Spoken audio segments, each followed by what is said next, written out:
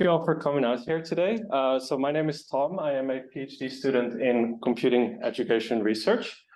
And I would like to start out today by telling you, wow, that is not working. There you go. So now it's working. So I'd like to start out today by telling you a little bit about my journey into computing education. So in 2019, I started working at the Raspberry Pi Foundation as a research assistant. And while there, I was working in after-school coding clubs, and I was observing the learning and teaching that takes place. I was also interested in the demographic of the young people and why they were there. So, what makes young people come out to these after-school coding clubs?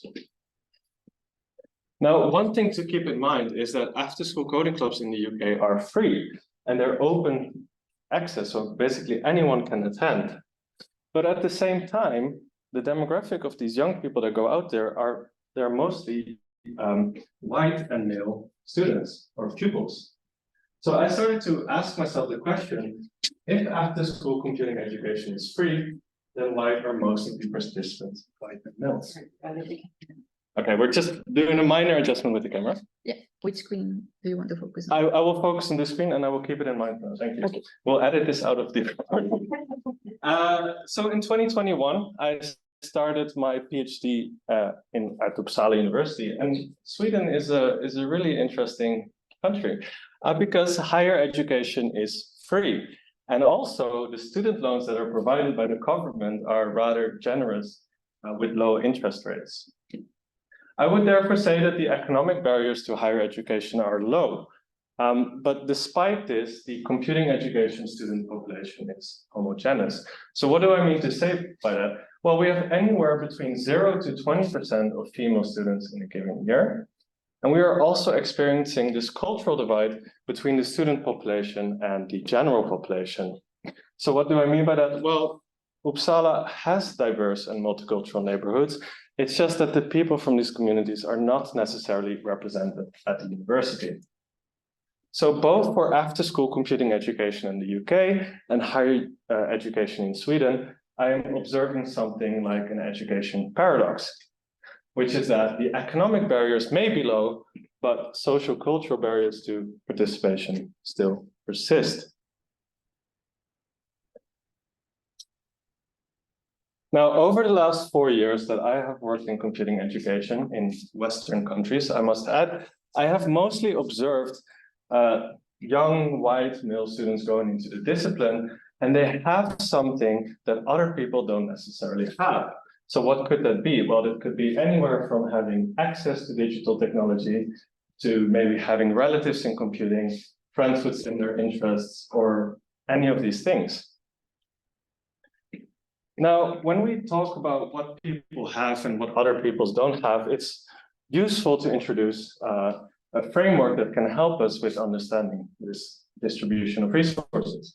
And I would therefore like to introduce Pierre Bourdieu, who in the 80s has redefined the concept of capital in such a way that we are moving away from a more economic understanding of capital to a social and cultural one. In terms of cultural capital, you might think of having certain knowledge or tastes or cultural dispositions.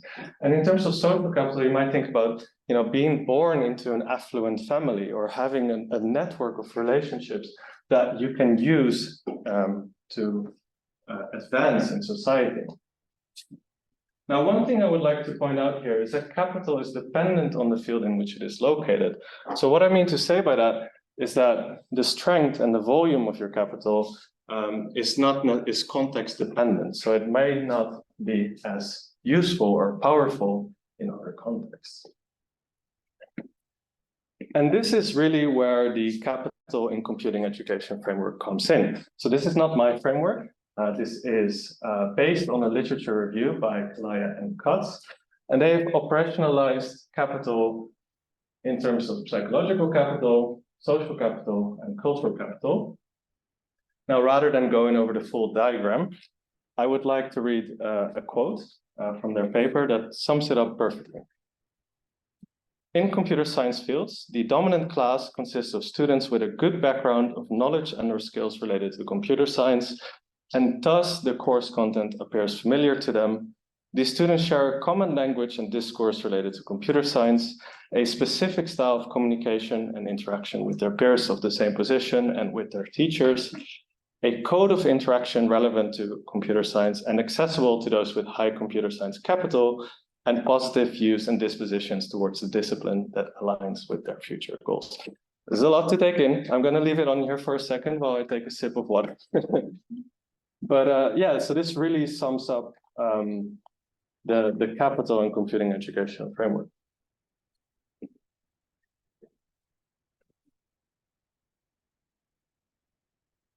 So what does the current study aim to do then? Well, I wish to identify which forms of computing-related capital are indicative of student participation in the subject. So how am I doing that? Well, I have designed and validated a measurement of computing-related capital, and I am looking at computing and non-computing students in Sweden. Just a quick focus on my sample. So I have a total of 336 students so far, of which 183 are in computing and 140 are in STEM. I also have some social scientists in the sample, but because this group is so small, I have decided not to include it for this part of the analysis. And then within computing, I'm comparing male and female students. And we also have a smaller, prefer not to say group. Again, this group is too small for meaningful analysis.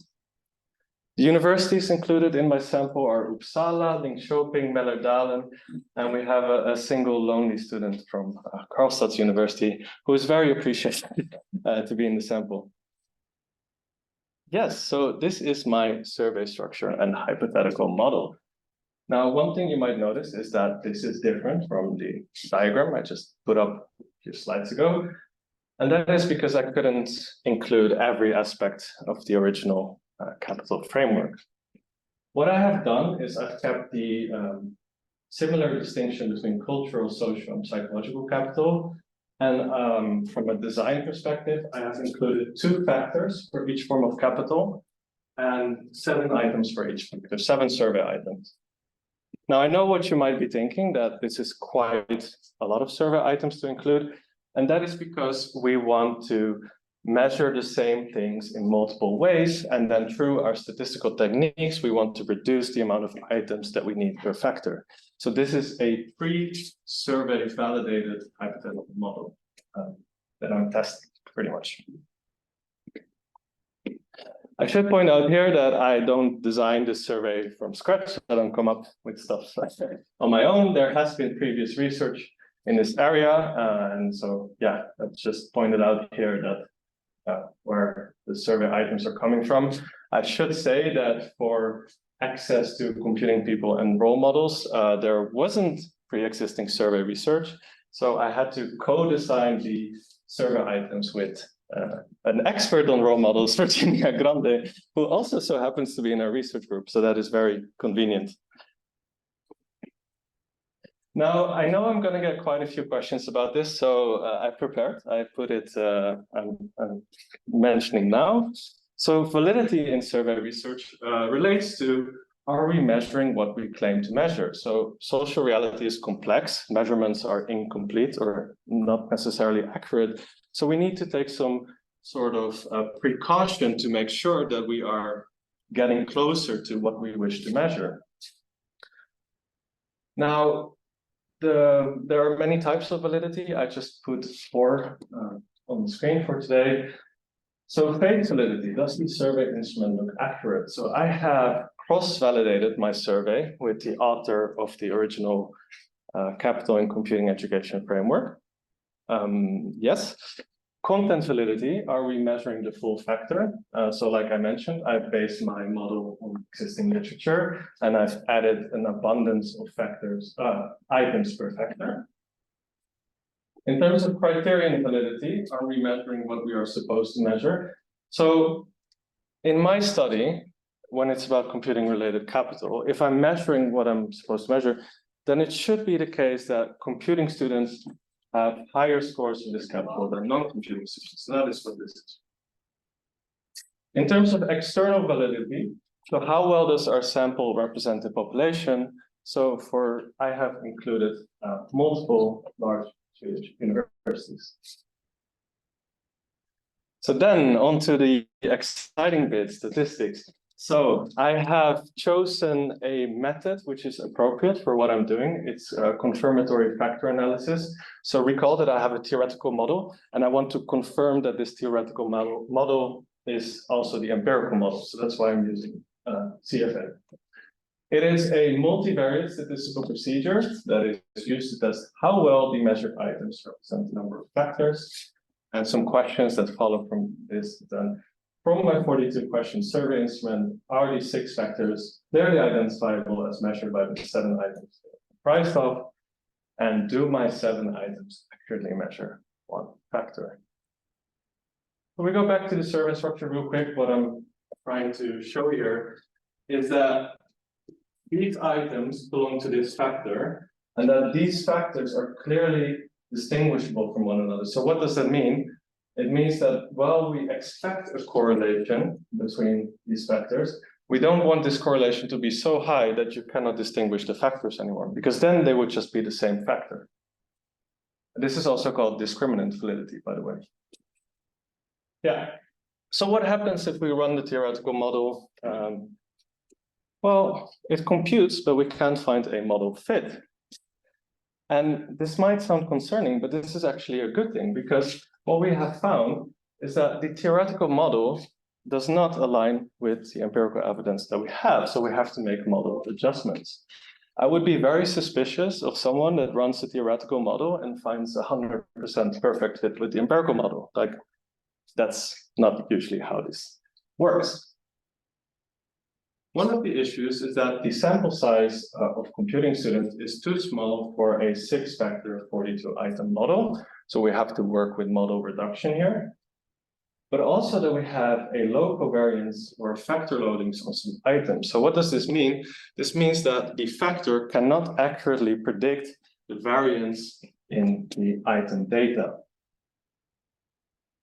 So then we go into this process of iterative model adjustment in CFA or in factor analysis in general. And you kind of go back and forth between this data-driven approach and this theory-driven approach, which is that from a data-driven perspective, it makes sense to remove the items with low factor loads. But as a researcher, we might say to ourselves, well, I have suspicion to believe that factor 1 and factor 3 hang well together, so I would like to keep this in. From a data-driven approach, you might also reduce the number of factors, which I didn't want to do because I like my 6-factor model. So you can also reduce or adjust the scope of the factors so they become less broad, and then the items hang better together, so to speak. And another thing that can be done is to adjust the covariance between items and factors, which I decided not to do because it's a form of cheating in order to make sure your model fits. So what you can do instead is you can run multiple models and you can decide which one looks best to you given the data and the theory in mind. So this is my final empirical model. So you might see that it is quite different from my theoretical model. So what happened? Well, many things. I will put the theoretical model and the empirical model side by side in a second. But what I just would like to point out on this slide is that we observe a high correlation between cultural capital and psychological capital, but neither of these forms of capital are strongly correlated to social capital.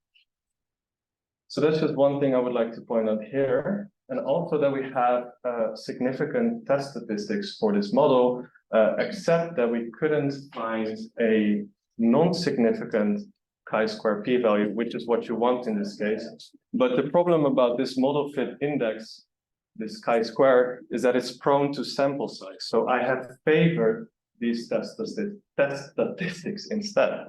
I'm going to take a sip of water. This is quite a lot of talking. So here you can see the theoretical model and the empirical model side by side.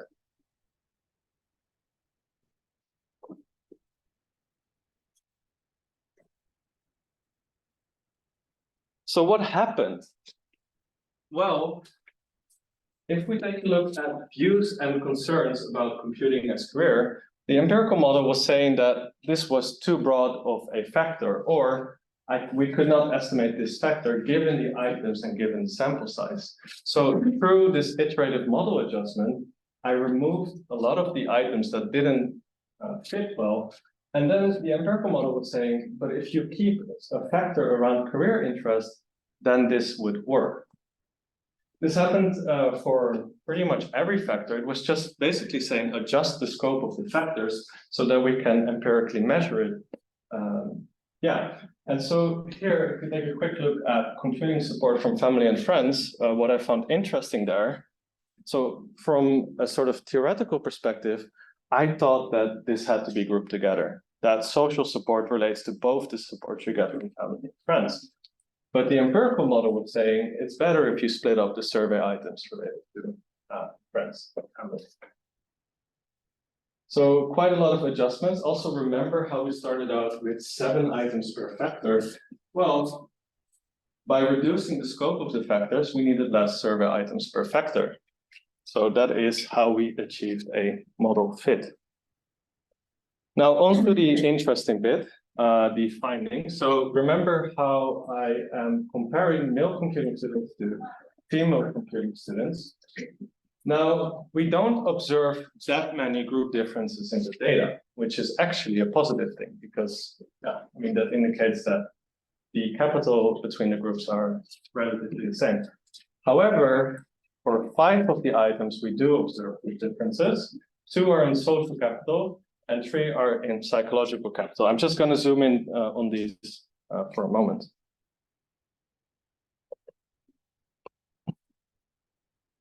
In terms of social capital, so we noticed that the male students tend to agree more with survey items such as one or more of my friends and I enjoy talking about computing or digital devices.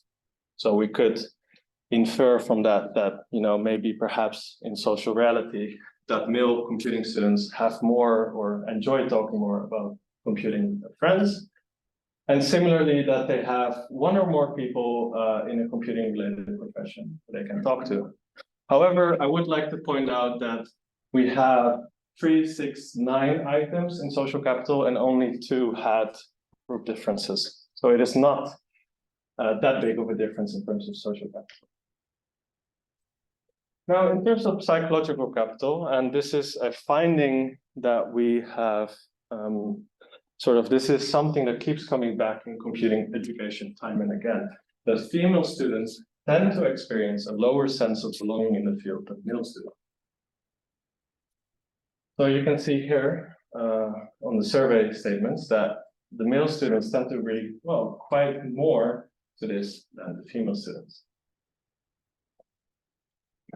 Now, when it comes to comparing computing and non-computing students, or in my case, STEM students, I observe statistical significant group differences for cultural capital and psychological capital, which is a good thing because, like I said, if we're measuring what we claim to measure, then it should be the case that the computing students have higher forms of capital. But when it comes to social capital, something interesting is going on. So there are not that many group differences there. If anything, they are kind of more or less the same. So let's zoom into those questions for a second, or those survey statements. So these social capital really is measured in my model by having relatives who sort of introduce you to computers, or having friends who are interested in computers, or having access to role models. So why are there no group differences there for computing and non-computing students? Well, I think I have suspicion to believe that in today's society, this is not such an important factor anymore when it comes to studying computing. As computing is becoming more and more popular, we maybe all have somebody that we know in computing or that we can talk to. So that could explain why there are no group differences on this front. I would like to go back to one of my quotes, which is that if we want to broaden participation in computing education, we need to understand why students engage with the subject and what they aspire to get out of their education. So in terms of why students engage with computing education, so I have observed significant differences for cultural and psychological capital between groups, but I couldn't observe differences for social capital. And so this could have something to do with the factor itself, the capital itself, or it could have something to do with the fact that social capital is just very hard to measure. It's not so much about how many people you know, it's also about who you know and how people can help you. So that's something to keep in mind. Now, about what students aspire to get out of their education. This is really where I would like to invite people, because I have a lot of data available, but no time to analyze. So on this survey, I have a question, what made you study your program of choice, where I have 366 responses. And like I said, you have computing students, non-computing students, so you can do group comparison. But I would also like to do follow-up interviews. So if social capital is hard to measure, then why are we not just interviewing people and asking them about the social capital that they had access to prior to their studies or during their studies? I also have other available projects. So if you would like me to supervise your master thesis or your project for the CER course, I have an abundance of data and no time to analyze it. But I would also love to supervise your own project ideas as long as it's related to what I'm doing somehow. Before we close, I would just like to give a quick shout out to Aletta Nilan, of course, my supervisor. Thank you very much. Maria Kalia, she couldn't be here today. She has helped me with the survey validity. Shabojin, thank you very much. So it's a funny story, we met in Swedish class, but then he mentioned he was a statistician. So naturally I had to ask him lots of questions about statistics. And so my Swedish class kind of became a statistics class. So maybe I can get credits for it that way. And of course, Virginia, as always, for your support and outreach. Yeah, thank you very much. Now I have discussion questions, but I think we should open up the floor first. So thank you very much.